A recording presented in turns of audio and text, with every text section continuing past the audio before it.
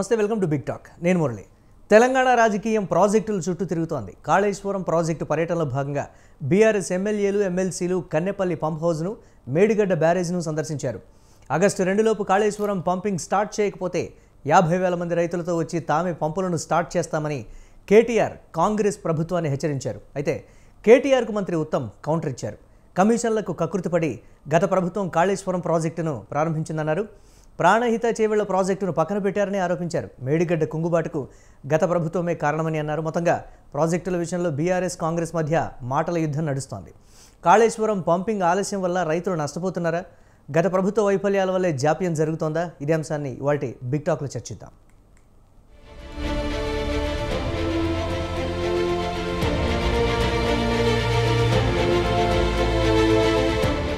So అది కేటీఆర్, ఉత్తమ్ కుమార్ రెడ్డి మాట్లాడినటువంటి మాటలు.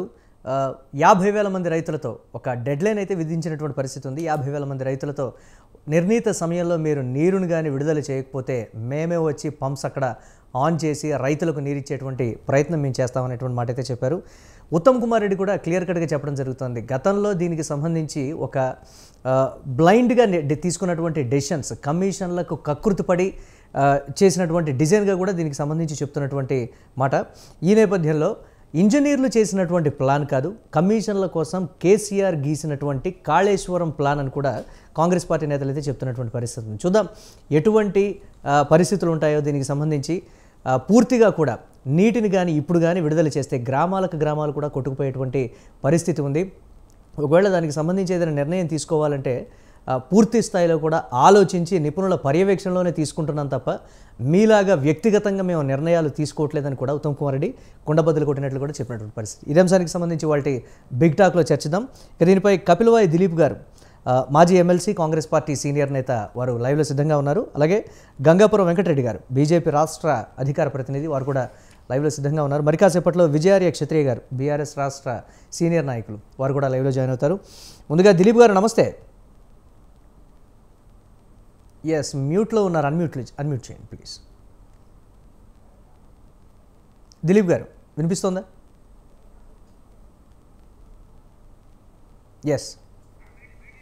ఎస్ మ్యూట్లో ఉన్నారు, అన్మ్యూట్ చేయండి దిలీప్ గారు. ఓకే, ఎస్ ఇప్పుడు వినిపిస్తోంది. 50,000 మంది రైతులతో ఒక డెడ్లైన్ అయితే విధించినటువంటి మాట. 50,000 మంది రైతులతో మేమే వచ్చి ఒక నిర్ణీత సమయంలో మీరు విడుదల చేయకపోతే మేమే వచ్చి పంప్స్ ఆన్ చేస్తాం, రైతులకు నీరిస్తాం, ఏ విధంగా గతంలో కేసీఆర్ చేశారో అదంతా కూడా మేము ఇప్పుడు చేసి చూపిస్తాం అనేటువంటి ఒక మాట. ఎలా చూస్తుంది దీన్ని కాంగ్రెస్ పార్టీ? నన్ను అడుగుతున్నారా? ఎస్ మిమ్మల్ని. నమస్తే, మీకు వెంకరెడ్డి గారికి, వీక్షకులకు నమస్కారం అండి. ఇప్పుడు ఇది 1,00,000 కోట్ల పెట్టుబడితో ఒక భారీ ప్రాజెక్టు రూపొందించి తెలంగాణ కోసం వాళ్ళు చేస్తారన్న దాంట్లో ఎవరికి డౌట్ లేదు. కానీ అన్ఫార్చునేట్లీ అది వాళ్ళు త్వరితగతిన పూర్తి చేసిన ఆ కంగారులో, లేదా క్వాలిటీ మెయింటైన్ చేయకపోవడం వల్ల, లేదా అవినీతికి ఆస్కారం ఇవ్వడం వల్ల అందులో చాలా భారీ తప్పిదాలు జరిగాయి, లోపాలు జరిగాయి. అది మనం అనడం కాదు. మేడిగడ్డ కుంగిపోయింది. అప్పుడు 3 పిల్లర్స్ మనం చూసాం కుంగిపోవడం. కుంగిపోయిన తర్వాత dam safety authority government of India నుంచి వచ్చింది. మేము కాంగ్రెస్ ప్రభుత్వం అపాయింట్ చేసిన కమిటీ కాదు. వాళ్ళు టెక్నికల్గా అంతా ఎగ్జామిన్ చేసి ఇది ప్రమాదం, ఇది లోపభూయిష్టమైన డిజైన్ అని ఒక మాట చెప్పిపోయిన తర్వాత మీరు ఇప్పుడు వాటర్ నిండుకుంటాయండి. ఆ వాటర్ని లిఫ్ట్ చేస్తే ఇన్ఫ్లో వస్తుంది. అది లిఫ్ట్ చేసే క్రమంలో ఆ ఇన్ఫ్లో యొక్క వరద తాకిడికి అసలు ఇది తట్టుకుంటుందా? తట్టుకోదని కదా వాళ్ళు చెప్పేది డ్యామ్ సేఫ్టీ. సో రిపేర్లు చేయాలా, దానికి కొత్త కాఫర్ డ్యామ్ కట్టాలి కావచ్చు బహుశా, ఆ పిల్లర్ని అవాయిడ్ చేసుకుంటూ. దానికి సమయం పడుతుంది. అసలు ఆ టెక్నికల్ రిపోర్ట్ దీన్ని జరిగిన అవకతవకలకు మేము వేసినటువంటి జస్టిస్ కమిటీ అది ఏ టెండర్ల విషయంలో లేకపోతే పర్చేజ్ ఆఫ్ మిషన్స్ విషయంలో ఇట్లాంటి విషయంలో లోపాలు చెప్తారు తప్ప టెక్నికల్ ఆస్పెక్ట్ చెప్పరు. టెక్నికల్ ఆస్పెక్ట్ చెప్పింది డ్యామ్ సేఫ్టీ అథారిటీ. దానికి అనుగుణంగా ఇది కనుక మీరు జలాశయాన్ని నింపి మామూలు పద్ధతిలో నీళ్లు వదిలితే దీనికి ప్రమాదం ఉందని చెప్పారు. ఆ కాంటెస్ట్ లో మనం ఆలోచించాలి తప్ప మాకే పొలిటికల్ రైవల్రీ ఉంటే ఎలక్షన్స్ అప్పుడు ఉంటుంది. తర్వాత 6 నెలలు మీరు మమ్మల్ని తిట్టా, మీరు మిమ్మల్ని తిట్టా, అంతేగాని పర్మనెంట్ గా 5 ఏళ్ళు మిమ్మల్ని తిట్టుకుంటూ మేము చేసిన ప్రోగ్రామ్స్ అని రివర్స్ చేయం కదా. అది development is a continuous process. నిజానికి దానికి అవకాశం ఉంటే 1,00,000 కోట్లు కాపాడుకునే ప్రయత్నం చేస్తాం మేము. ఆ 1,00,000 కోట్లు మీరెంత తిన్నారో జస్టిస్ తెలుస్తాడు. ఇది మనం కళ్ళెదురుగున్న దానికి రిపేర్లు మీకు తెలుసు. ఆ రోజు మన లోకల్ స్థానికంగా ఉన్న అధికారులంతా, మన రాష్ట్రానికి చెందిన అత్యున్నత నిపుణుల బృందం కూడా అవును. ఇది ఇక్కడ చేద్దాం అక్కడ చేద్దాం అంటే ఎల్ఎన్టీ కంపెనీ బాధ్యత 5 ఏళ్ల దాకా ఉందని వాళ్ళే చెప్పారు. మన మెయింటెనెన్స్ మనం చేసే అవసరం లేదు, అది కంపెనీ బాధ్యత, కట్టినోడి బాధ్యత అన్నారు. ఆ కంపెనీలు వెనక్కి వెళ్ళిపోయి మాకు సంబంధం లేదని వాడిది మాకు 500 కోట్లు ఇస్తే పని మొదలు పెట్టండి, నాకు జ్ఞాపకం 360 crores కూడా రిలీజ్ చేశారు. చేయండి, ఎంత 3 ఏళ్ళు 4 ఏళ్ళు పట్టింది. ఈ లోపల వర్షాలు వచ్చాయి, మీరు అన్నట్టు నీళ్లు నిండుకున్నాయి, అవి లేపితే ఫ్లోస్ కొట్టుకుపోతే రేపు కింద ఊళ్ళువే పొలాలువే అందరు మునిగిపోయాయి. ఇది ఉండగా నువ్వు పోయి ఆడ జలాశయాల నీళ్లు ఉన్నాయి, మీరు దీన్ని లేపచ్చు, ఎవరండి మీరు చెప్పడానికి? మీరు ఇద్దరికే ఇంజనీరింగ్ లోపభూష్టంగా ఉందని డ్యామ్ సేఫ్టీ అథారిటీ బీఆర్ఎస్ చెప్తుంది ఏంటంటే ప్రపంచవ్యాప్తంగా అతిపెద్ద లిఫ్ట్ ఇరిగేషన్ ప్రాజెక్ట్ ప్రపంచం చూపు కాళేశ్వరం మీద ఉంది కాబట్టి, సో ఈ నేపథ్యంలో ప్రపంచ దృష్టిని ఆకర్షించింది. కాంగ్రెస్ పార్టీ కేసీఆర్ చేసినటువంటి ఒక అద్భుతాన్ని జీర్ణించుకోలేక రైతులని బలి చేస్తుంది అనేటువంటి ఒక పెద్ద మాట, లేకపోతే చెప్పండి. అది ఇంజనీరింగ్ మార్వెల్, మనందరం ఒప్పుకుందాం. అతి వేగంగా గడపడ్డ ప్రాజెక్ట్ మనందరం ఒప్పుకుందాం. కానీ వాళ్ళు అసలు ఈ రోజు ఓడిపోవడానికి వన్ ఆఫ్ ది రీజన్స్ అది. కర్నూలు సాగుకు 100 కారణాల దాకా ఆ డ్యామ్ కుంగిపోవడం ఒక కారణం. అది కుంగిపోకపోతే మీకు మాకు పంచాయతీ ఎక్కడ ఉంది అసలు? మేము కూడా రైతు గురించి ఆలోచించే ప్రభుత్వమే కదా. మీరు బడ్జెట్ చూసారు, 72,000 కోట్లు రైతుల కోసం కేటాయించబడాయి. అంటే రఫ్లీ 25% of the budget allocated only for farmers and their welfare. అది కాకుండా రాయితీలు, మీరు చెప్పేటువంటి రైతు భరోసాలు, అదనంగా వాళ్ళకున్న సబ్సిడీలు, ఇవన్నీ ఇంకా అదనం. సో మీరు దాదాపు 1,00,000 కోట్ల లాభానికి మేము ఈరోజు రైతులకు కేటాయించి బడ్జెట్ కానీ మా కృషి ఉన్న తర్వాత మీరు ఏదో పెద్ద ప్రాజెక్ట్ కట్టారు, వాళ్ళు ఫేమస్ కాబట్టి కేసీఆర్ ఒక ఇమేజ్ చెరిపేస్తున్నాం అంటే ఎట్లా? ఎదురుగా మేము ఇచ్చిన రిపోర్ట్ నేను అంటున్నా కదా, గవర్నమెంట్ ఆఫ్ ఇండియా ఏర్పాటు చేసిన బృందం వచ్చి తనిఖీ చేశారే బాబు జాగ్రత్త రా, నాకు దాని మీద నీళ్లు నింపి టక్కన కొట్టుకుపోయింది అనుకుంటున్నాను. ఎందుకంటే లిఫ్ట్ చేయొచ్చు నా నీళ్ళను, లిఫ్ట్ చేసిన క్రమంలో ఇన్ఫ్లో వస్తుంది, ఇన్ఫ్లో వేగంగా వచ్చి వరదలు వచ్చినప్పుడు ఇది పోయింది అనుకోండి, ఇంకా 4 పిల్లలు కొట్టుకుంటే మొత్తం డ్యామ్ అయిపోయాయి. సో ఆ ఉన్నదాన్ని కాఫర్ డ్యామ్ కట్టి ఎట్లా రక్షించుకోవాలనే డిజైన్ మీద తర్జన భర్జనలు పడుతున్నారు. దానికి సమయం పడుతుంది కదా. లోటు ఏంటి, దాంట్లో ఉన్న లోపాలు ఏంటి, ఎట్లా సరి చేసుకోవాలి, దాన్ని ఎట్లా కాపాడుకునే ఆలోచన మాట. కానీ కేసీఆర్ గట్టిపోయాడు కాబట్టి అది కూలిపోతే బాగుండని మేము ప్రార్థన చేస్తున్నామా? అది మా ఇంటెన్షన్. మీరే అసలు నిజానికి కాళేశ్వరం ఇంజనీరింగ్ మార్వల్ కట్టిన మీకు ఐడియా ఉందో లేదో, కాళేశ్వరం దగ్గర నుంచి మంతని దాకా బ్యాక్ వాటర్స్ కరకట్టలు కట్టలేవి, అంటే రిటైనింగ్ వాల్స్ అప్పుడే కట్టినప్పుడు వాళ్ళు నీళ్లు లిఫ్ట్ చేస్తే వెనక్కి పోయి 40,000 ఎకరాలు మునిగాయి. నేను ఫిజికల్ గా పోయి చూసా రైతులకు. మరి ఇచ్చినటువంటి వార్నింగ్ అంటే ఉద్యమ సమయంలో కేసీఆర్ చేసినటువంటి కామెంట్స్ కావచ్చు, వారు ఇచ్చినటువంటి స్పీచ్లు, వారు ఇచ్చినటువంటి వార్నింగ్లు కూడా మనం చూసాం ఉద్యమ సమయంలో. సో ఇదే తరహాలోనే కేసీఆర్ స్టెప్ ఉండబోతోంది. ఆగస్టు 2న చూద్దాం ఏం జరగబోతుందో అనేటువంటి ఒక మాట కూడా బీఆర్ఎస్ చెప్తోంది. 50,000 మందిని సమీకరిస్తున్నారు అని అంటే కాంగ్రెస్ పార్టీ మీద వ్యతిరేకత ఉండబట్టే కదా 50,000 మందిని సమీకరించగలుగుతామనేటువంటి ఒక కాన్ఫిడెన్స్తో చెప్తోంది అనేటువంటి మాట. ఆ కోణంలో సమీకరించమనండి. మేము వాళ్ళకి చేసిన అన్యాయం లేదు. వీళ్ళే 40,000 ఎకరాలు ముంచారు. ఆ 40,000 మంది వస్తారు ముందు. 40,000 ఎకరాలు ఏదైతే బ్యాక్ వాటర్స్ ద్వారా ఈ రోజు కరకట్టలు లేకుండా మునిగిపోయిన ప్రాంతాలు 3 ఏళ్ల నుంచి క్రాప్స్ వీళ్ళకు ధీటుగా అక్కడి నుంచి ఒక 40,000 మంది వచ్చే ఆస్కారం ఉంది. వీళ్ళకి రారు 50,000 మంది. ఇంతనే ఉంకరింపులు. సరే కేసీఆర్ అనేవాడు డెఫినెట్లీ ఉద్యమ నాయకుడే. ఆయన వల్ల, మన వల్ల, మీ వల్ల, నా వల్ల తెలంగాణ వచ్చి ఉండొచ్చు. ఆ కాంటెస్ట్ వేరు. ఈ రోజున్న సబ్జెక్ట్ లో మనం దాన్ని రిపేర్ చేయాలంటే ఆ డ్యామ్ సేఫ్టీ అథారిటీ అనుగుణంగా లేదా టెక్నికల్ ఇంజనీర్స్ ఇచ్చే రిపోర్ట్ అనుగుణంగా ఇష్టం వచ్చినట్టు చేయడానికి వీళ్ళు వాళ్ళ రిపోర్ట్ అనుగుణంగా చేయాలి కదండి. వాళ్ళదేముంది, ఇది ఇంజనీరింగ్ మార్వెల్ కావాలని చేస్తున్నారు వదిలేయండి అంటారు. మీ కళ్ళ ఎదురుగా మీ హయాంలో ఎలక్షన్ ముందు కుంగినటువంటి మేడిగడ్డాను, ఇక్కడ సుందిళ్ళ దగ్గర కూడా అది పెద్ద చప్పుడు వచ్చిందని గేట్లు తెరుస్తుంటే మరి కాస్త మీరు చూస్తారు వేళ్ళున భూకంపం వచ్చిన శబ్దం వచ్చింది అన్నాడు కోదండరామ్ రెడ్డి గారు. ఈ మధ్యలో అన్నాడు మళ్ళా సార్ 50 TMC వెనక నిజంగానే నింపితే భూకంపం వస్తాడు ఎక్కడో ఒక దగ్గర. సో ఇవన్నీ కూడా పట్టించుకోకుండా మీరు అసలు ఆయనే చీఫ్ ఇంజనీర్ గా కానీ అవతారం ఎత్తి డిజైన్ చేసిన ప్రాజెక్ట్ అధికారులు కూడా చెప్పినటువంటి మాట, జస్టిస్ కమిటీకి కూడా చెప్పినటువంటి మాట, మేము చెప్పాము వారు పట్టించుకోలేదు, ఇలానే చేయాలని వారే మొత్తం కూడా డిజైన్ చేసినటువంటి పరిస్థితి ఉంది, ఇలానే కట్టాలని వారే మాకు దిశానిర్దేశం చేశారు, అందుకే మేము ఇలా చేయాల్సి వచ్చిందనేటువంటి మాట కూడా కమిషన్కి చెప్పినటువంటి పరిస్థితి ఉంది. చూద్దాం నిజంగా 50,000 మందిని 50,000 మందిని సమీకరించడం అంటే ఉన్నటువంటి పరిస్థితుల్లో గత బీఆర్ఎస్ అంటే టీఆర్ఎస్ చరిత్రలో గతంలో ఉద్యమాలు ఉవ్వెత్తున మిలియన్ మార్చ్ కావచ్చు ఇతరత్ర అన్నీ కూడా చేసినటువంటి పరిస్థితి ఉంది. మరి ఆ స్థాయిలో రైతులను సమీకరిస్తారా కాంగ్రెస్ పార్టీ? నిజంగా కాంగ్రెస్ పార్టీ నిజంగా కట్టడి చేయబోతోంది. మళ్ళీ ఒక నిమిషం. సకల జనుల సమ్మెను మిలియన్ మార్చ్ కేసీఆర్ చేశాడా? టీఆర్ఎస్ చేసింది. అది జేఏసీ చేసింది. వీళ్ళు వద్దన్నారు, బాయ్కాట్ చేస్తామని బెదిరించారు.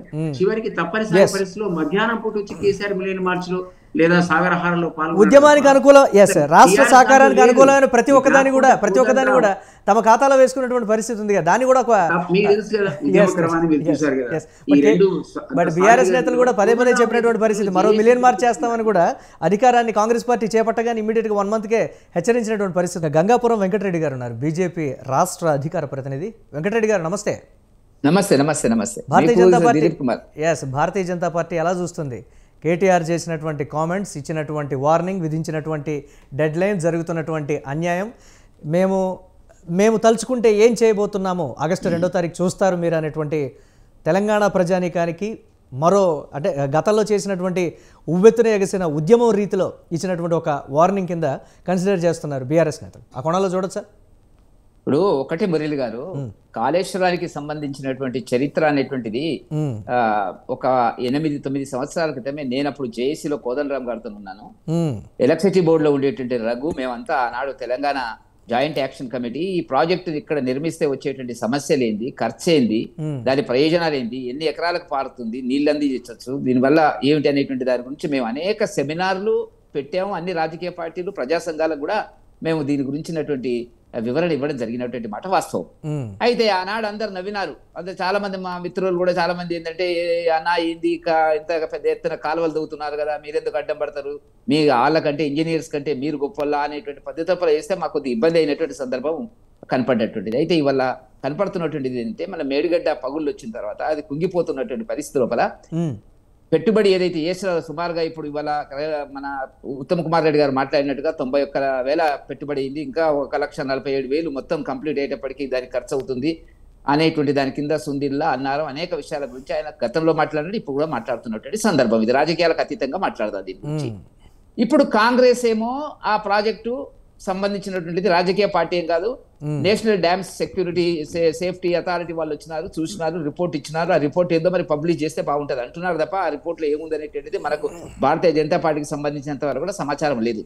మీరు దాన్ని పబ్లిష్ చేయండి.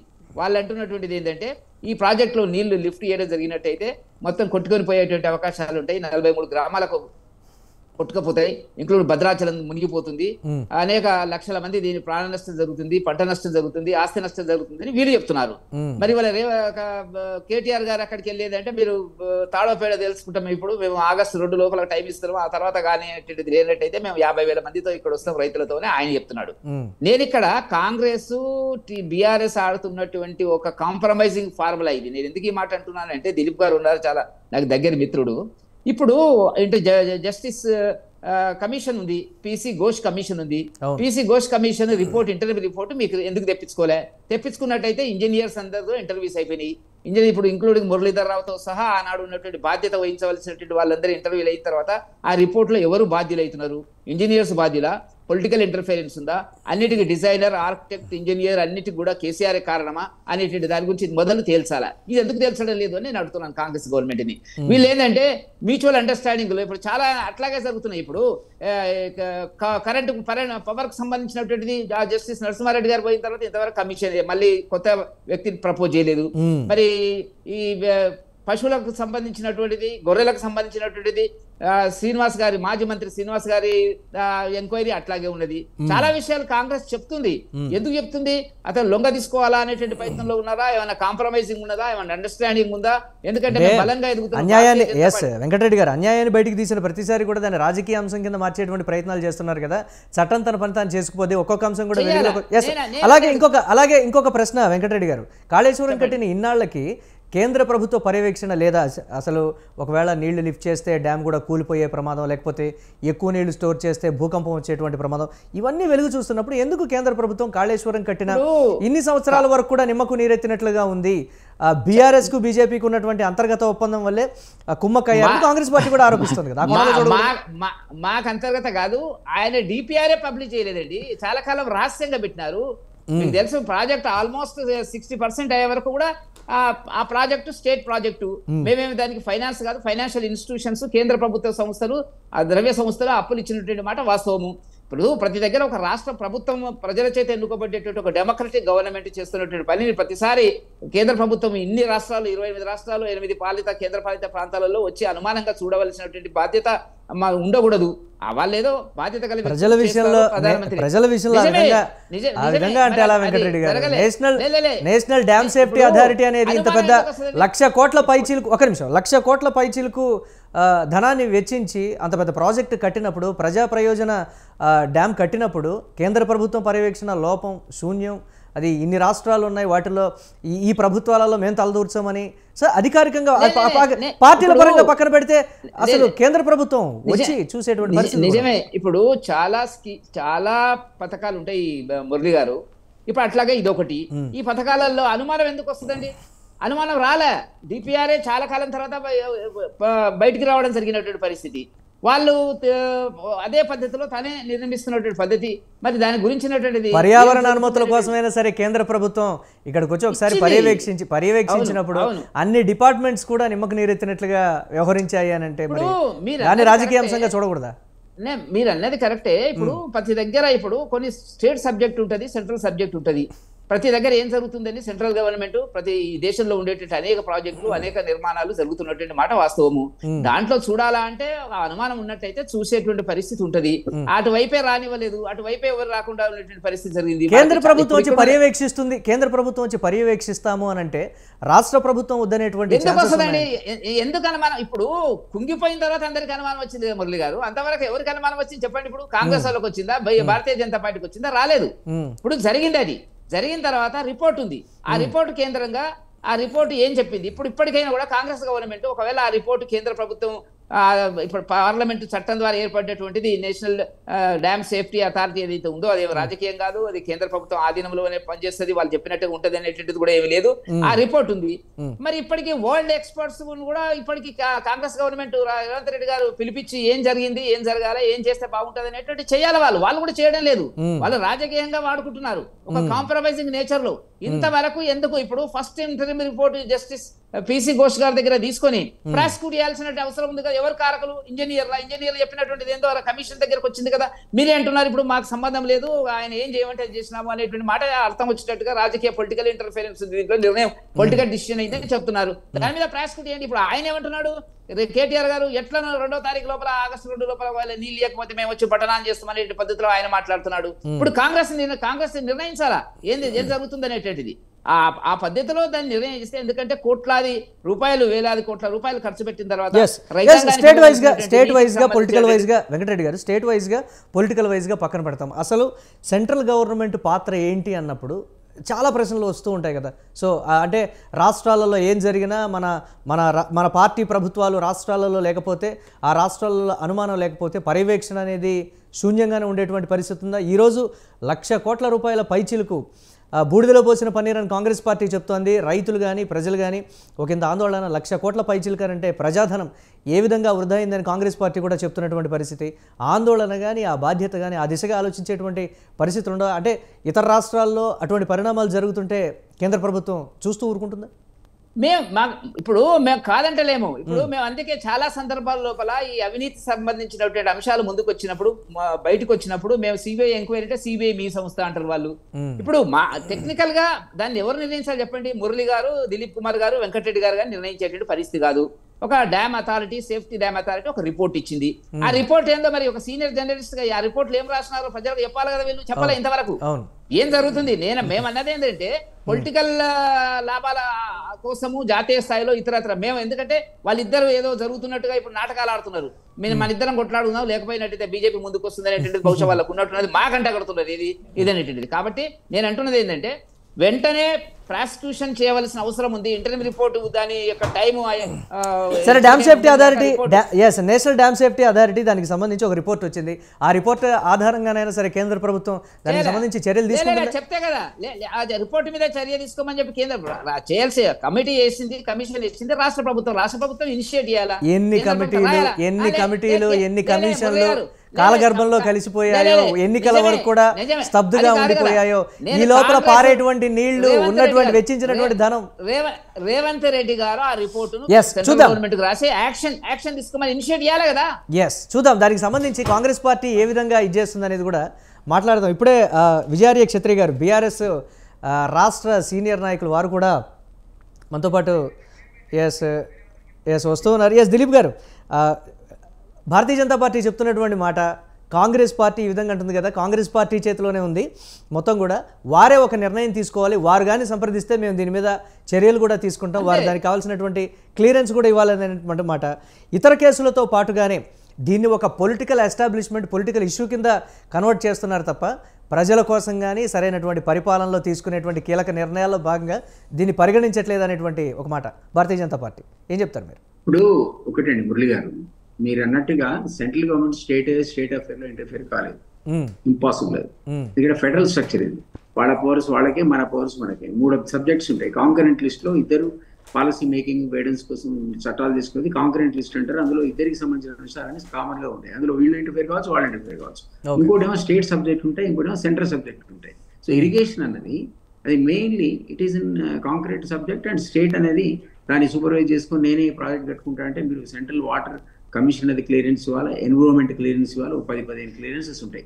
ఇవన్నీ కూడా క్లియరెన్స్ ఇచ్చే సందర్భంలో వాళ్ళు డిపిఆర్ డీటెయిల్ గా సబ్మిట్ చేస్తే ఆ రిపోర్ట్స్ ఒకసారి వాళ్ళు క్లియరెన్స్ ఇచ్చిన తర్వాత ఇక వేరే సబ్జెక్ట్ దాంట్లో నాణ్యతా లోపాన్ని గురించి వాళ్ళు చెప్పలేరు. ఎందుకంటే మీరు ఏ కాంట్రాక్టర్కి ఇచ్చారు, వాడు ఎంత తిన్నాడో ఎంత కట్టాడో స్టేట్ గవర్నమెంట్ డిసైడ్ చేయాలి. కాబట్టి స్టేట్ గవర్నమెంట్ క్లియరెన్సెస్ తీసుకొని పెట్టి టోటల్ స్టేట్ గవర్నమెంట్ రెస్పాన్సిబుల్ ఈ రోజు ఎక్కువడానికి. కాబట్టి దానికి బాధ్యులు ఎవరో తెలుసాలి. మీరు అన్నట్టు రెడ్డి గారు అన్నట్టు వెంకటరెడ్డి గారు అన్నట్టు ఆల్రెడీ ఒక కమిషన్ వేసాము, కమిషన్ యొక్క పూర్తి రిపోర్ట్ రాలేదు. డ్యామ్ సేఫ్టీ అథారిటీ అనేది ఆ రిపోర్ట్ మాకు ఇచ్చి ఉండాలి, ఖచ్చితంగా ఇచ్చి ఉండాలి. ఎందుకంటే సూచన కదా ఇంపార్టెంట్, ఆ బ్రిడ్జ్ కొట్టుకుపోదనే అంశం ఉంది కాబట్టి కేంద్రానికి ఇచ్చి ఉంటారు, మాకు ఇచ్చి ఉంటారు. నిజానికి ఆ కాంటెంట్స్ ఆఫ్ ద రిపోర్ట్స్ ఏంటో నాకు కూడా తెలియదు. దాని ఆధారంగా ఈ రోజు రిపేర్లు చేపట్టే ప్రక్రియ ఆల్రెడీ నేను మీకు చెప్పాను. టెక్నికల్ పీపుల్ ఇన్వాల్వ్ చేసి ఇట్లా అన్నారు దీన్ని ఎట్లా కంట్రోల్ చేయాలి, దీన్ని కాఫర్ డ్యామ్ కట్టాలా, కూలిపోయిన పిల్లల దగ్గర కాఫర్ డ్యామ్ కట్టి ఈ ప్రాజెక్ట్ మొత్తాన్ని మనం కాపాడచ్చు అనేటువంటి ఒక చర్చ, దాని మీద ఒక నిర్ణయం. ఆల్రెడీ కొంత బడ్జెటరీ కాంపోనెంట్ కూడా రిలీజ్ చేయడం జరిగింది దానికి. కాకపోతే మీరు ఇంకా దాని ఇంతకుముందు రెడ్డి గారు చెప్పారు ఒక మాట, ఇంకో 1,00,000 కోట్లు ఖర్చు పెట్టి తప్ప ఈ డ్యామ్ పూర్తి షేప్లో పనికి రాదన్నది. అది నిజమే. దాని మీద ఇంకొక 1,00,000 కోట్లు మనం ఇన్వెస్ట్ చేస్తే అప్పుడు ఈ మిగిలిన మనం కట్టిన 90,000 కోట్ల రూపాయలు కాపాడుకునే అవకాశం ఉంటుంది. పోయింది ఏదో పోయింది అనుకుంటే అది ఒక ఇంపార్టెంట్ డెసిషన్. అది దాన్ని తీసుకునే క్రమంలోనే రాష్ట్ర ప్రభుత్వం ఉంది. ఆల్రెడీ మీకు తెలుసు రిపేర్ ఫైనాన్షియల్ గా ముడిపడి ఉంది కదా. ఒకవేళ కంప్లీట్ గా క్లియర్ కట్ గా డెసిషన్ తీసుకొని ఒక స్టెప్ తీసుకోవాలి అని అంటే ఎంత టైం పడుతుంది, ఎన్ని సంవత్సరాలు పడుతుంది?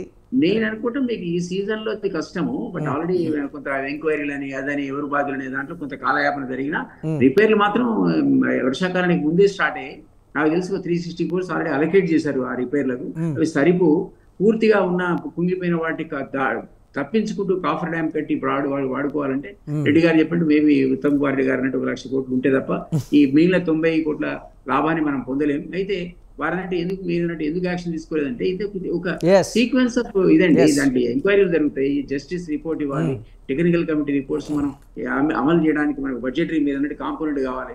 బడ్జెట్ మీకు కావాలి 1000 కోట్లు అంటే మళ్ళీ దాన్ని క్యాబినెట్ అప్రూవ్ చేయాలి, ఫైనాన్స్ ఆర్థిక పరంగా ఫైనాన్షియల్ గా టెక్నికల్ గా నెక్స్ట్ సీజన్ కల్లా నాకు తెలిసి దీన్ని వాడుకలోకి తీసుకొస్తారు. చూద్దాం ఆ స్థాయిలో కాబట్టి కూల్చేద్దామనే ఆలోచనలో మేము లేవు. బట్ ఆ పరిస్థితులన్నింటినీ కూడా కాంగ్రెస్ పార్టీ ప్రజలకు క్లియర్గా చెప్తే బాగుంటుంది, అర్థమయ్యే విధంగా వారికి చేరవేస్తే బాగుంటుంది. BRS party August 2 dead line పెట్టింది. సో ఈ నేపథ్యంలో బీఆర్ఎస్ పార్టీ వైపే రైతులు ఉంటారా, లేకపోతే కాంగ్రెస్ పార్టీ చెప్పేటువంటి అంటే కాంప్రమైజింగ్ వర్డ్స్ అంటారా, లేకపోతే యాజ్ ఇట్ ఈస్గా మేము చెప్పేదానికి మీరు కాంప్రమైజ్ అవ్వాలా, లేకపోతే కన్విన్సింగ్ గారు ప్రతి ఒక్కరు దానికి సంబంధించి హర్షిస్తున్నారు. ప్రతి ఒక్కరు కూడా హర్షిస్తున్నారు.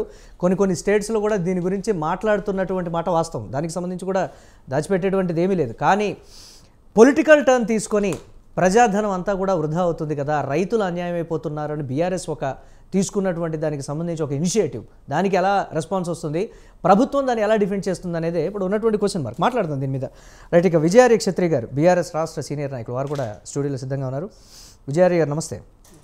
కేటీఆర్ ఇచ్చినటువంటి మాస్ వార్నింగ్ 50,000 మంది రైతులతో మేము ఇచ్చేటువంటి డెడ్ లైన్ లోపల మీరు రిలీజ్ చేయకపోతే 50,000 మంది రైతులతో కలిసి వెళ్ళి మేమే విడుదల చేస్తాం అంటే చట్టాన్ని చేతుల్లోకి తీసుకుంటారనా, లేకపోతే వాస్తవ పరిస్థితుల్ని మేము చేయగలం మీరు ఎందుకు చేయట్లేదని చూపించేటువంటి ప్రయత్నమా, లేకపోతే ఎలాగో ఎమ్మెల్యేలు వెళ్ళిపోయారు, పార్టీలో ఉన్నటువంటి ఒక్కొక్కళ్ళు కూడా వెళ్ళిపోతున్నారు కాబట్టి రాజకీయంగా ఉనికిని చాటుకునేటువంటి ప్రయత్నం ఒక పెద్ద కారణం దొరికింది కాబట్టి చేస్తున్నారనేటువంటి చాలా రకాలైనటువంటి కామెంట్స్ ఎలా చూడాలి? ముందుగా దిలీప్ కుమార్ గారికి, వెంకటరెడ్డి గారికి, అలాగే మీకు ప్రేక్షకులందరికీ కూడా బీఆర్ఎస్ పార్టీ తరఫున నమస్తే అండి, గుడ్ ఈవినింగ్. అయితే ఇందులో ఒక అబద్ధాన్ని ప్రజల ముందు 100 సార్లు చెప్తే అది నిజంగా మారుతుంది. ఒక అబద్ధాన్ని అలాగా గత 10 సంవత్సరాల అభివృద్ధిని చూసి ఓర్వలేనటువంటి ఈ రేవంత్ రెడ్డి గారి టీం, నేను కాంగ్రెస్ అనట్లేదు, రేవంత్ రెడ్డి గారి టీం, అలాగే మొన్నటికి మొన్న భారతీయ జనతా పార్టీ అలాగా చేస్తుందా అని మేము కూడా నమ్మలేము, కానీ ఎమ్మెల్యేలు కొనే పని భారతీయ జనతా పార్టీ చేసింది, అది సిగ్గుచేటు. అగో ఆ టీం, 2 టీములు కలిసి కేసీఆర్ గారంటే పట్టనటువంటి, ఓర్వజాలనటువంటి, ద్వేషపూరితమైనటువంటి శక్తులన్నీ కూడి ప్రజలను పక్కదారి పట్టేయడానికి కానీ ప్రోపగండా క్రియేట్ చేశారండి. ఈరోజు నేను అడుగుతా ఉన్న దిలీప్ కుమార్ గారిని, వెంకటరెడ్డి గారిని, మరి ఎమ్మెల్యేలు పోయినట్టు మనం కూడా ముగ్గురం పోదాం, మరి చూద్దాం వాస్తవాలు ఏంది అనేది. విత్ జర్నలిస్ట్, మీరు సీనియర్ జర్నలిస్ట్గా వెళ్దాం, వాస్తవాలు ఏందో మరి ప్రజలకు చెప్దాం. రెడీయా?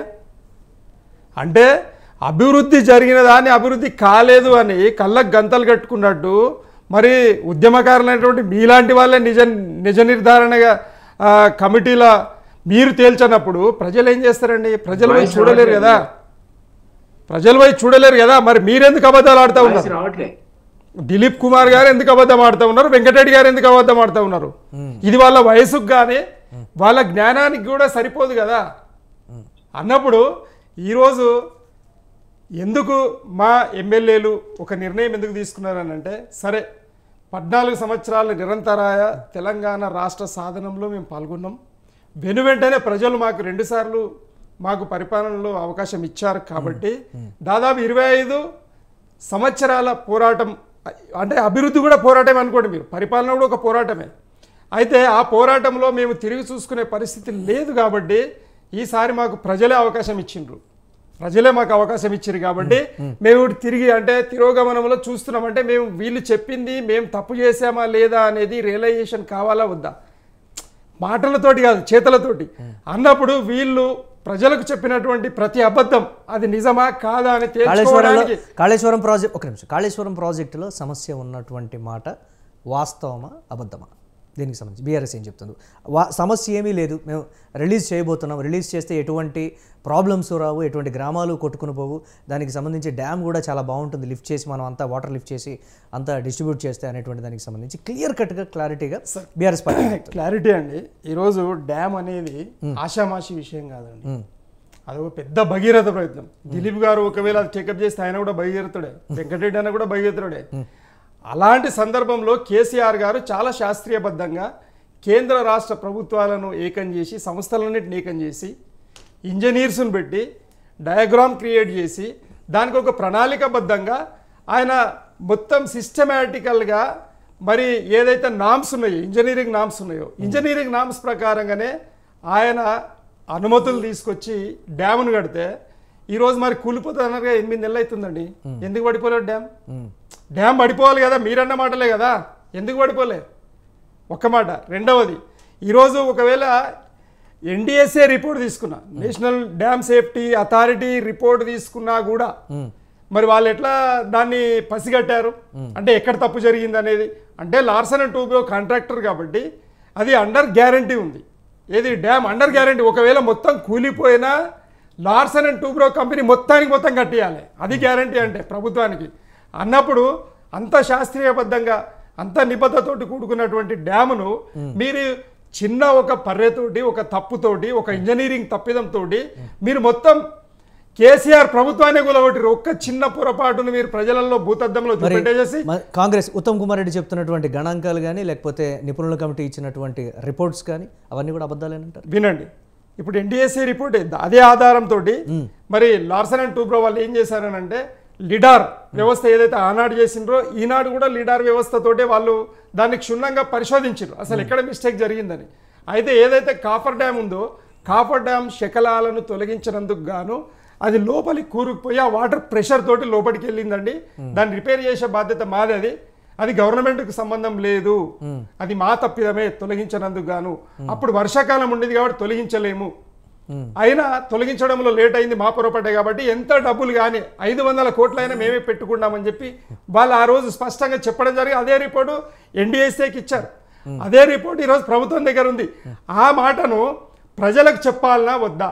నీళ్ళు ఎందుకు ఆపిర్రంటే పార్లమెంట్ ఎన్నికలు ఉన్నాయండి. ఒకవేళ వీళ్ళు చెప్పిన మాట నిజమని ఎన్నికల వరకు ఓట్లు వేయించుకొని ఉండాలి అని అంటే నీళ్ళు ఆపాలి. ఒకసారి మీరు ఆలోచన చేయండి, అన్నారం బ్యారేజీ సపరేట్, సుందిల్లా బ్యారేజీ సపరేట్, అవునా? తర్వాత మేడిగడ్డ సపరేట్, మేడిగడ్డ నుండి అన్నారంకు, అన్నారం నుండి సుందిల్లకు పోయి మరి ఎల్లంపల్లికి ఏది మేడారం దగ్గర అక్కడి నుండి సప్లై అవుతుంది అన్నప్పుడు నువ్వు ఎందుకు ఆపావు? ఒక దగ్గర పొరపాటు అయితే ఇంత పెద్దది అందో ఒక దగ్గర అది అక్కడ రిపేర్ అయితే ఎప్పుడైనా చేసుకోవచ్చు. మరి వాటర్ ఎందుకు లిఫ్ట్ చేయలేదు? ఒక రోజుకు కేసీఆర్ తీసుకున్నట్టుగా వ్యక్తిగత నిర్ణయాలు తీసుకోకుండా అధికారులు, నిపుణులు, ఇంజనీరింగ్ అందరూ కూడా సమిష్టిగా వారు ఇస్తేనే తీసుకునేటువంటి నిర్ణయాలు తప్ప మేము ఒంటెద్దు పోకడలతోటి ఏకపక్ష నిర్ణయాలు వ్యక్తిగతంగా తీసుకునేటువంటి పరిస్థితి లేవు మీరు చెప్పినట్లుగా అనే దానికి సంబంధించి కూడా వారు చెప్తున్నారు. అవును కదండి, ఏ అధికారైనా ఇక మరి వాళ్ళు చెప్పడానికి నేను అదే అంటున్నా, వాళ్ళ వయసు పెద్దది, జ్ఞానం పెద్దది, మొత్తం వాళ్ళు క్షుణ్ణంగా పరిశీలకులు, వాళ్ళు అబ్జర్వర్స్ అన్నప్పుడు వాళ్ళే అబద్ధం ఆడితే ఏం చేయాలంటే ఈరోజు రిపోర్ట్లలో అధికారులు ఏం రాస్తారంటే రాస్తారా? ముఖ్యమంత్రి చెప్పినట్టే మేము చేసినామని రాస్తారు ఎవరైనా? రాయరండి. యాజ్ పర్ ది ఆర్డర్స్ అంటే ఆయన కంటే పెద్దలు ఎవరు ఉంటారు? ఇంజనీరింగ్ చీఫ్ ఉంటారండి, సీఎం ఉండరు అక్కడ, కేసీఆర్ గారు ఉండరు, ఆయనకు ముఖ్యమంత్రి ఆర్డర్ వేసి ఉండొచ్చు. అవును కాదు, ముఖ్యమంత్రి ఆర్డర్ ఏముంటుంది? డ్యామ్ కట్టాలని చెప్పి డబ్బులు ఇచ్చేస్తారు, డ్యామ్ కట్టాలి, ఇక డయాగ్రామ్ అంత ప్రభుత్వం సంతకం అయిపోయి. కేసీఆర్ చాలా ప్రెస్ మీట్లలో కూడా ఎస్ దానికి సంబంధించి అంతర్జాతీయ స్థాయిలో వచ్చి నిపుణులు కూడా వచ్చి చూసి పొగిడారు. మరి అదంతా కూడా భగీరథ ప్రయత్నం, నా ప్రయత్నాన్ని మీరు అడ్డుకుంటున్నారని కూడా అప్పుడు కూడా అధికారంలో ఉన్నప్పుడు ప్రెస్ మీట్ పెట్టి ఓపెన్గా ఒప్పుకొని ఇది నా డ్రీమ్, నేను సాకారం చేశానని కూడా గర్వంగా చెప్పినటువంటి పరిస్థితి ఉంది కదా. ఆ కోణంలో తప్పు కాదు కదా, 100% ఈ రోజు తప్పు అయినా నేను దగ్గరుండి కూడా అది ఎలా ఉండాలనేది డిజైన్ చేయించాను. తప్పు అయినా ఒప్పు అయినా అండి, తప్పు అయినా ఒప్పు అయినా ఒప్పుకునే దమ్ము ధైర్యం కేసీఆర్ గారికి ఉంది. ఆయన క్లారిటీగా చెప్పిండు, అయ్యా ఎన్డీఎస్ఏ రిపోర్ట్ ప్రకారంగా అసలు దానికి ఎలాంటి హాని లేదు, ప్రమాదమే లేదు బ్యారేజ్కి, ఒక చిన్న మిస్టేకు అది ఒక పియర్ వల్ల ఏది 19 ఏది బ్లాక్ నంబర్ 7లో 19, 20, 21 అక్కడ కాఫర్ డ్యామ్ వల్ల జరిగింది. వాళ్ళు మనకు రిపోర్ట్ ఇచ్చారు కాబట్టి దట్ ఈస్ ద రిపేరబుల్ అని ఇచ్చిన తర్వాత మరి రిపేర్ చేయించాల్సిన బాధ్యత ఎవరిది ఉంటుందండి? ప్రభుత్వం ఉంటుంది. ఎందుకు ఆపినరు ఇన్ని రోజులు? మొన్నెందుకు చేయించినట్టే ఎలక్షన్స్ అయిపోయినాయి. ఎలక్షన్ కంటే ముందు ఎందుకంటే ఈ విషయాన్ని కూడా ప్రజలకు అర్థమయ్యేలా చెప్పడంలో, బహిర్గతం చేయడంలో బీఆర్ఎస్ కూడా ఫెయిల్ అయిందన్న విషయాన్ని ఒప్పుకోవాల్సిందే కదా. ఏది ఎట్లా బహిర్గతం ఏంది అంటే ఇప్పుడు దీనికి సంబంధించి క్లారిటీగా ప్రజలకి మా తప్పేమీ లేదు, ఇది రిపేరబుల్ అనేటువంటి మాట కూడా ఎన్నోసార్లు చెప్పినండి కేసీఆర్ గారు. వాళ్ళు కావాలని ప్రోపగండా చేస్తున్నారు, మీరు నమ్మకండి, బీజేపీ కోట్లు వేయకండి, కాంగ్రెస్ కోట్లు వేయకండి, ఆగమైతాము, పార్లమెంటులో మనకు వాయిస్ ఉండదు అని కూడా చెప్పిండు. వినలే జనాలు. ఇప్పుడు జనాలకు మా బాధ్యత ఏంటంటే మా మీద ప్రోపగండా చేసింది ఓటర్లకు,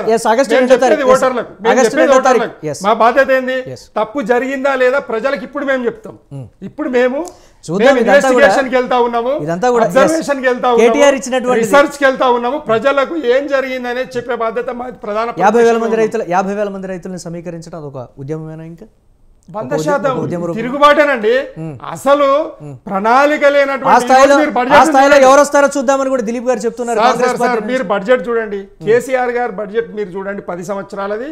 ఈ రోజు రేవంత్ రెడ్డి గారి బడ్జెట్ మీరు చూడండి, అలొకేషన్స్ ఎట్లా వాళ్ళ దగ్గర ఏమైనా ప్రణాళిక ఉందా? అసలు అభివృద్ధి గురించి అంటే సంక్షేమ పథకాలు అనేటి అప్పటికి కూడుపెట్టేటివి మాత్రమే, కానీ అభివృద్ధి అనేది జీవితాలను కాపాడేది. ఎప్పుడు కూడా కేసీఆర్ గారు అభివృద్ధి ప్రణాళికల మీద దృష్టి పెట్టారు.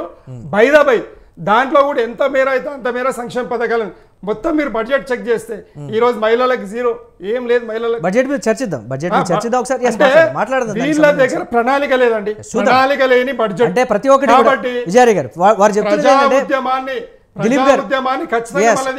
దిలీప్ గారు చెప్తున్నది ఏంటంటే కాంగ్రెస్ పార్టీ ఏది కూడా నిపుణుల పర్యవేక్షణలో అఫీషియల్గా మేము చేస్తాం తప్ప ఎస్ మాకు నాలెడ్జ్ ఉంది, సో మేము ఈ డెసిషన్ తీసుకుంటాము అవుతుంది అనేటువంటి రీతిలో అయితే ఏకపక్షంగా కాదు అనేటువంటిది అధికారులతో కంప్లీట్గా చర్చించిన తర్వాతే బై రిపోర్టే మేము చేస్తాం తప్ప ఒంటెద్దు పోగడలుగా సొంత నాలెడ్జ్ తోటి మేము చేసేటువంటి ప్రయత్నాలు అయితే లేవు. రైతుల జీవితాలని మేము బలిపెట్టలేం, గ్రామాలని కూడా ముంపుకి గురి చేయం అనేటువంటి మాట అయితే చెప్తున్నారు. దిలీప్ గారిది కూడా ఈ మాట కూడా తప్పే, ఆయన ముందరనే ఖండిస్తున్నా. ఒక్క మాట, ప్యూన్కు ఎంతవరకు అథారిటీ ఉంటుంది, డూస్ డోంట్స్ ఉంటాయి. ప్యూన్ కండి వినండి మీకు ఒక విషయం క్లారిటీ, నేను ఒక విషయం క్లారిటీగా చెప్తాను మీకు. పట్టుకొని రాష్ట్రపతి వరకు లిమిటేషన్స్ ఉంటాయండి. జాతీయ విజయ్ గారు ప్లీజ్ వినాలి, మీరు వినాలి. జాతీయ పార్టీలకి ప్రాంతీయ పార్టీలకు ఉండేటువంటి డిఫరెన్స్ మీకు తెలుసు కదా. జాతీయ పార్టీలో ప్రతి డెసిషన్ కూడా పైనుంచి వచ్చేటువంటి అంశం. సో రాష్ట్ర అవసరాలకు సంబంధించి వీరు మాట్లాడతారు, కానీ ప్రాంతీయ పార్టీల్లో ఏదున్నా కానీ అధినేతే మాట్లాడతాడు.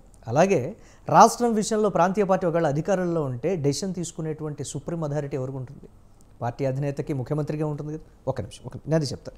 సో ఏ డెసిషన్ తీసుకున్నా కాళేశ్వరం విషయంలో కానీ కేసీఆర్ని కాదని కేసీఆర్ చెప్పిన దాని నిర్ణయాన్ని వ్యతిరేకించి డ్యామ్ కట్టేటువంటి పరిస్థితులు కానీ దీనికి సంబంధించి ఇదేమీ లేకుండా ఉండేటువంటి సిచ్యువేషన్స్ ఉంటాయి. అవే వారు కూడా చెప్తున్నారు. దానికి సంబంధించి చక్కటి ప్రశ్న వేసి దానికి జవాబు నేను చెప్పినాక ప్లీజ్ 1 minute కంక్లూడ్ చేయండి, మాట్లాడాలి వెంకటరెడ్డి గారితో. అందుకోసమే దేశం ఆగమైంది, జాతీయ పార్టీల వల్లనే దేశం ఆగమైంది. వై బికాస్ వాళ్ళది ఏంటంటే మొత్తం దేశాన్ని చూసి కాళ్ళు చేతులు ఎట్లయితే శరీరంలో ఉంటాయో శరీర భాగాలన్నీ సమానంగా ఉండాలనే తాపత్రయం ఎప్పుడు కూడా జాతీయ పార్టీలకు ఉంటే దేశం ఇట్లా పేదరికంలో ఉండదు ఈ రోజు వరకు కూడా. కాబట్టి తెలంగాణలో హైదరాబాద్కి పునాది వేసింది కాంగ్రెస్ పార్టీ. హైదరాబాద్ పునాదికి కాంగ్రెస్ వేసింది అంటే ఎట్లా మాట్లాడతారు? నిజాం స్టేట్ లో సపరేట్ దేశం ఇది. కాంగ్రెస్ అంటే ఎంతో కొంత అభివృద్ధిలో కాంగ్రెస్ పార్టీ బాధ్యత. సరైన మీరు ప్రశ్న మంచిగా చక్కటి ప్రశ్న ఇచ్చారు, గ్రేట్ క్వశ్చన్ అది. అయితే అందులో జాతీయ పార్టీల వల్లనే దేశం ఆగమైంది. కాబట్టి దేశంలో తిరుగుబాటు ఏర్పడి 1960 నుండి ప్రాంతీయ పార్టీలు ఏర్పాటై వారి రాష్ట్రాలను అభివృద్ధి చేసుకున్నాయండి. కాబట్టి రీజనల్ పార్టీస్ వల్ల మీరు అన్నమాట ప్రజల నమ్మకాన్ని ఎవరు చూరగొంటారు? జాతీయ పార్టీలైనా అది ప్రాంతీయ పార్టీలైనా సరే ఎంతవరకు మనకు బెనిఫిట్, ఎంతవరకు మనం డెవలప్ చెందామనేటువంటి ఒక క్వశ్చన్ మార్క్లో వచ్చేటువంటి పరిస్థితి మాట్లాడదాం దీనికి సంబంధించి. రైట్ వెంకటరెడ్డి గారు ప్లీజ్ మాట్లాడండి. ఇప్పుడు ఒకటి మురళి గారు, బిఆర్ఎస్ నాయకుడు మాట్లాడుతుంటే నాకు నవ్వు వస్తుంది. కట్టింది వాళ్ళు, ఫస్ట్ నవ్విన తర్వాత నిర్మాణం చేసింది వాళ్ళు, అధికారంలో ఉన్న వాళ్ళు. ఇప్పుడు దాని మీద ఎంక్వైరీ వేసి ఇది చాలా ప్రమాదకరమైనటువంటి పరిస్థితిలో ఉందన్నది ఇప్పుడు ఉన్నటువంటి కాంగ్రెస్ గవర్నమెంట్. 2 విషయాలు ఇక్కడ మనకు స్పష్టంగా కనపడుతున్నటువంటిది. దీంట్లో ఏది రైటు ఏది తప్పు అనేటువంటి దానికి రాజకీయ కోణంలో ఆలోచించకుండా ఇప్పుడు నేషనల్ డ్యామ్ సేఫ్టీ అథారిటీ వాళ్ళు ఇచ్చిన రిపోర్ట్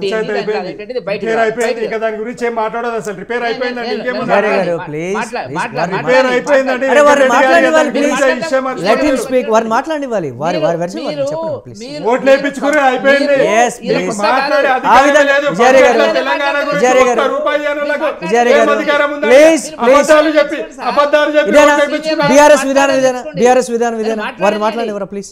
మీరు 20 నిమిషాలు మాట్లాడితే మేము అడ్డం చెప్పిన. yes వెంకటరెడ్డి గారు ప్లీజ్ కంటిన్యూ ప్లీజ్. దొంగతనం చేసిండ్రు అని వీళ్ళు అంటున్నారు, దొంగతనం చేయలేదని వాళ్ళు అంటున్నారు. ఇప్పుడు కాంగ్రెస్ మీద బాధ్యత ఉంది, దాని గురించి ఏం చెప్తారు? పెద్దన్న పాత్ర పోషించాలి కదా కేంద్ర ప్రభుత్వం, పెద్దన్న పాత్ర పోషించాలి. మాకు చెప్పినట్టయితే, మాకు రెఫర్ చేసినట్టయితే తప్పకుండా యాక్షన్ తీసుకునేటువంటి పరిస్థితుల మేము కూడా ఉండమని కాదు. ఇప్పుడు సంగతి ఏంటంటే, ఇప్పుడు ప్రమాదకరమైన పరిస్థితులు ఉన్నాయి, గ్రామాలు కొట్టుకపోతే అని చెప్పి గౌరవ మంత్రి గారి వల్ల గంట సేపు ప్రెస్ మీట్ పెట్టిన తర్వాత కేటీఆర్ గారు అక్కడ పోయి మాట్లాడుతుంటే రిపోర్ట్ తెప్పియండి మొదలు. మురళీధరరావు గారు ఏం చెప్తున్నారు చెప్పండి. మురళీధరరావు గారు రిపోర్ట్ ఒకవేళ ఫైల్ సబ్మిట్ చేస్తే దాన్ని అడ్డంగా రాశాడా, రాస్తే దాన్ని అడ్డంగా రాసి సీఎం గారు దాన్ని అప్రూవ్ చేసినారా? ఇప్పుడున్న గవర్నమెంట్కి తెలియాలి కదా, ఉత్తమ్ కుమార్ రెడ్డి గారికి తెలియాలి కదా, రేవంత్ రెడ్డి గారికి తెలియాలి కదా. ఇవన్నీ చెప్పడం లేదు. మీరు కాంప్రమైజింగ్ నేచర్లో ఇవాళ మాట్లాడుతున్నారు. ఎట్లాగా వీళ్ళు నింపరు నీళ్లు, లిఫ్ట్ చేయరు, ఎవరు కాంగ్రెస్ వాళ్ళు ప్రమాదం ఉందని చెప్పి దాన్ని అవకాశంగా తీసుకొని వాళ్ళే ఉంటుందంటే ఇప్పుడు నింపుతారా లేదా, 2వ తారీఖులో మేము ఏం చేస్తాం చూడండి అని వాళ్ళు మాట్లాడుతున్నారు. కాబట్టి నేను చెప్పదలుచుకున్న పాయింట్ ఏంటంటే, మాట్లాడుతూ మిత్రులు ప్రాంతీయ పార్టీలు కావు, బ్రాకెట్ లో రాసుకున్నవి కుటుంబ పార్టీలు.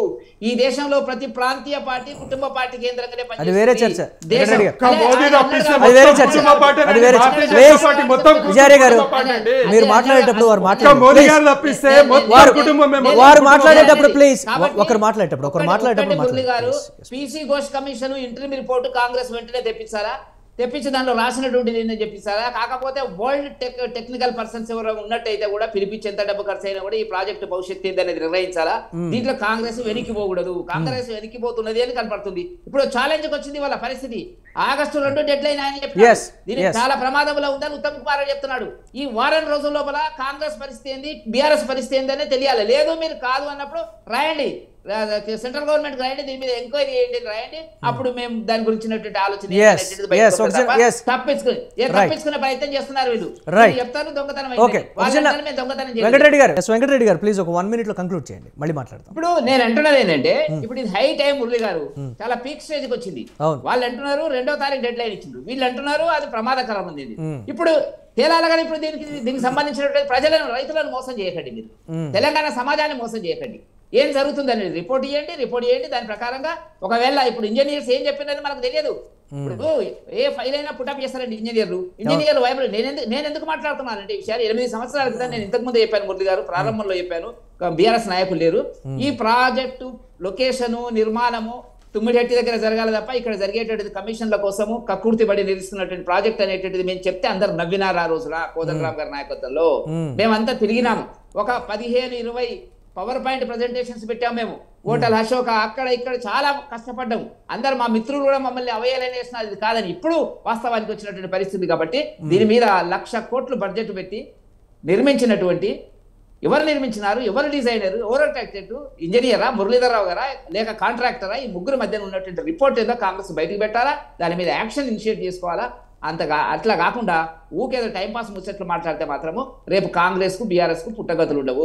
ప్రజలకు వెళ్ళిపోయింది అది ఏందనేటువంటి వాస్తవాలు ఏంటనేది అర్థమైతే లేదు. నీకు నాకు అర్థం కాకపోవచ్చు మురళి గారు, అయితే టెక్నికల్ సబ్జెక్టు, కానీ టెక్నికల్ పర్సన్స్ చెప్తున్నారు కదా, వాళ్ళు ఏం చెప్పినారు వాళ్ళ రిపోర్ట్ బయట పెట్టండి.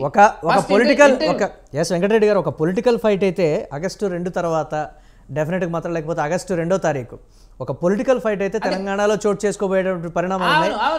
అది బీఆర్ఎస్ వర్సెస్ కాంగ్రెస్ లేకపోతే కాంగ్రెస్ బీఆర్ఎస్ తెలుసుకోవాలి. ఇప్పుడు అది కాంగ్రెస్ చెప్పాలి ఏం జరుగుతుంది అనేది. కానీ పెద్దన్న పాత్ర పోషిస్తే, ఒక్క నిమిషం వెంకటరెడ్డి గారు, పెద్దన్న పాత్ర పోషిస్తే సమస్య ఒక కొలిక్కి వస్తుందని కూడా చెప్తున్నటువంటి మాట చూద్దాం. రేవంత్ రెడ్డి గతంలో మాట్లాడినట్టుగా కేంద్రం సహకారాలు ఉండాలి తెలంగాణ అభివృద్ధికి అన్నటువంటి దిశలో దీనికి సంబంధించి బదిలీ చేస్తారా అనేది కూడా ఒకసారి మాట్లాడదాం. దిలీప్ గారితో ప్రధానమంత్రి గారు రిప్రజెంటేషన్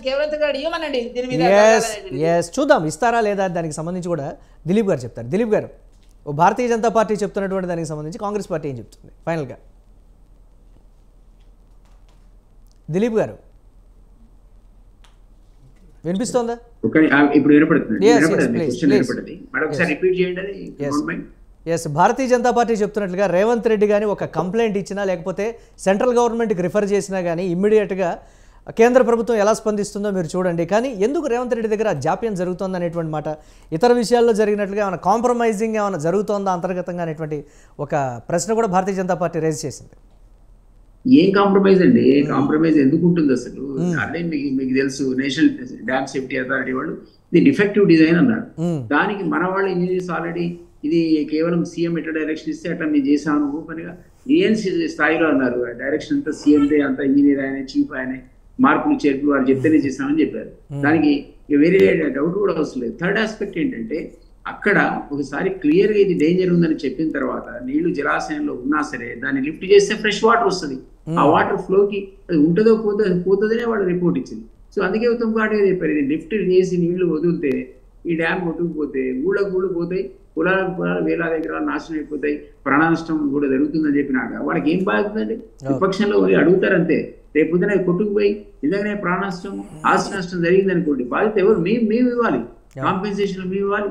దానికి సంబంధించినటువంటి రెమెడియల్ మెజర్స్ అని మేము తీసుకోవాలి. ప్రతిపక్షానికి ఏముంటది? వాళ్ళకి అసలు బాధ్యతే లేదు. ఊరికనే క్రిటిసైజ్ చేసి పోయి మేము నల్లాలు తిప్పుతాం.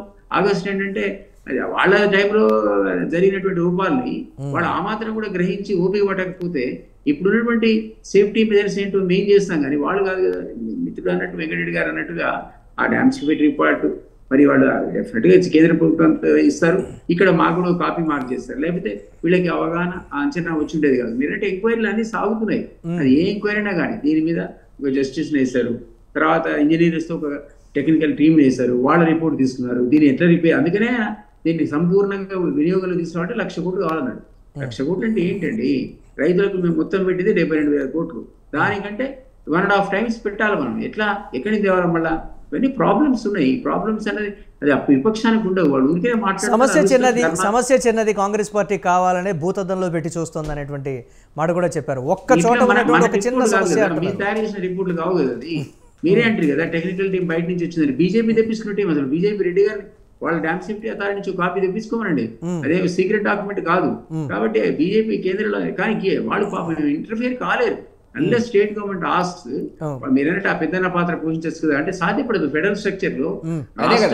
ఇప్పుడు కేంద్ర ప్రభుత్వం దృష్టికి తీసుకెళ్లే ఛాన్సెస్ ఉంటాయా దీనికి సంబంధించి? ఒక చేయదలుచుకుంటే చేయొచ్చు. అది ఎప్పుడు మీరు అసలు ఏ యాక్టివిటీ చేయకుండా మనం గనక కేంద్రాన్ని మీరు నిర్ణయించండి అంటే అది వేరే. ఉభయ జలాల మీద వివాదం ఉందండి, మనకు పంపిణీ ఉంది, తనుకొని వచ్చారు ఒక 5 ఏళ్ళు. ఆఖరికి అపెక్స్ బాడీ కింద వాళ్ళు రివర్ బోత్ గోదావరి కృష్ణ ఇప్పుడు ఎవరు మేనేజ్మెంట్ లో ఉంది? కేంద్ర పరిధిలో ఉంది. వాళ్ళు ఏదైనా సరే నీరు ఎవరు తీసుకోవాలని తీసుకోవాలి వాళ్ళు డిసైడ్ చేస్తున్నారు. 2 రాష్ట్రాలు కొట్టుకున్నాయి, ఈయన ఇచ్చానంటాడు, ఆయన ఇవ్వలేదంటే ఈరోజు జరిగింది అదే కదా. ఇది వాళ్ళు పరిష్కరించలేకపోయారు కాబట్టి స్టేట్ కేంద్రానికి రిఫర్ అయింది. ఇది కూడా అంతే, మనం కనుక రాసి చేయండి అంటే చేస్తారు. ఆ గవర్నమెంటే వెంకటరెడ్డి గారు అన్నట్టుగా సిబిఐ ఎంక్వైరీ మేము చేస్తామనే భయంతో, కేంద్రం చేసిన భయంతో సిబిఐ ఎంటర్ కావడానికి వీళ్ళు జీవో ఇచ్చారు. రాష్ట్రపతి ఈవెన్ ఎంత సమయం పడుతుంది అంటారు మొత్తం కూడా సమస్య? ఈడీ తప్ప స్వతంత్ర దిలీప్ గారు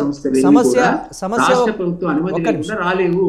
సమస్య ఒక కొలిక్కి వచ్చి అంతా కూడా సద్దుమణిగిపోయి మొత్తం కూడా క్లియర్ అయిపోవడానికి ఎంత సమయం పడుతుంది అనేటువంటి ఒక ప్రశ్న, దీనికి ఏం చెప్తుంది కాంగ్రెస్? సీజన్ పాస్ కావాలండి. సీజన్ పాస్ అయితే రిపేర్ టేకప్ చేస్తారు. ఇప్పుడు ఆ నీళ్లు నుండి వాటి కింది పోకుండా పోయే ప్రమాదం ఉంది. అది సీజన్ పాస్ అయింది అనుకోండి, ఒక 6 months లోపల నాకు తెలిసి ఇదంతా ఒక కొలిక్కి వస్తుంది ప్రాజెక్టు. అట్లీస్ట్ కాఫర్ డ్యామ్ కట్టి కుంగిన దగ్గర మొన్న నినాగమనం ఏదో జరిగినాక మీరు అసలు గేట్లు తెరిచి నీళ్లు వదులుతున్న సందర్భంలో మీరే చూసారు కదా, భూకంపానికి పోయిన శబ్దాలు వచ్చి. ఫైనాన్షియల్ రిలేటెడ్ ఇష్యూ అయినా మళ్ళీ కూడా ఈ సీజన్ తర్వాత మళ్ళీ ఫైనాన్షియల్ రిలేటెడ్ ఇష్యూ అయినా అప్పుడు కూడా రాష్ట్ర ప్రభుత్వం మీద భారం పడింది అనేటువంటి ఒక ఆర్థికపరమైనటువంటి అంశాన్ని చూపించి మళ్ళీ పోస్ట్ పోన్ చేసేటువంటి అవకాశాలు ఉంటాయా? లేదు, ఎస్టిమేట్ వేసుకోవాలి. మీరే అన్నట్టు 90,000 కోట్లు పెట్టి ప్రాజెక్ట్ కట్టి నిజంగానే అది పనికొచ్చేది అయితే వాళ్ళు అనుకున్న స్థాయిలో కాక 25% పనికొచ్చిన అది లిఫ్ట్ ఇరిగేషన్ కాబట్టి మనం లిఫ్ట్ మీద ఆధారపడిన పరిస్థితి కాబట్టి దాన్ని మేము వేస్ట్ చేసుకోం కదా. మాకు వాళ్ళకి పొలిటికల్ రైవల్రీ ఉంటే 3 నెలలు ఉంటుంది, 6 నెలలు ఉంటుంది. ఆ తర్వాత ప్రజల సంక్షేమం గురించి మేము మాట్లాడాలి తప్ప కొత్తగా 5 ఏళ్ళు మేము వాళ్ళని తిట్టుకుంటూ మా టైం గడపలేం కదా. ఆల్రెడీ మేము అడ్మినిస్ట్రేషన్ లో పడ్డాం, లైన్ లో పడ్డాం.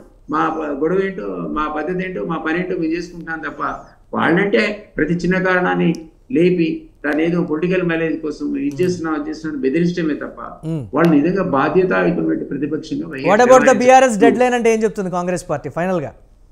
ఏమన్నారు? What about the BRS dead line August 2nd? BRS dead line ఏం చేస్తారండి వాళ్ళకి? నేను నా ఉద్దేశంలో 5,000-6,000 మంది వస్తారని వాళ్ళు కూడా ఎవరైనా కిరాయి మనుషులు తెచ్చుకోవాల్సిందే. అసలు రైతులంతా మేము మనం 31,000 రుణమాఫీ చేసినాక అందరు మా వైపు ఉన్నారు. అసలు వాళ్ళు కూడా గొడవ చేశారు. మీకు జ్ఞాపకం ఎలక్షన్ జస్ట్ పార్లమెంట్ ఎలక్షన్ ముందు మేము రైతు ఒకవేళ ఎంతో కొంత 50,000 కాకపోయినప్పటికీ ఎంతో కొంత భారీ స్థాయిలో జనాన్ని సమీకరిస్తే ఏం చేస్తుంది కాంగ్రెస్ పార్టీ? ఎక్కడికక్కడ అరెస్టులు, లాఠీ చార్జ్ దీనికి సంబంధించి ప్రజాస్వామ్యబద్ధంగా చేయొచ్చు, అప్రజాస్వామ్యం కూడా చేయొచ్చు. గవర్నమెంట్ లో ఉన్న వాళ్ళని తప్పనిసరిగా వాళ్ళు కట్టడి చేయాల్సిన పరిస్థితి వస్తుంది. నేను చెప్తున్నాను రైతు భరోసా వాళ్ళు ఇచ్చిన డాటా ప్రకారం ప్రజా వ్యతిరేకత రాదా?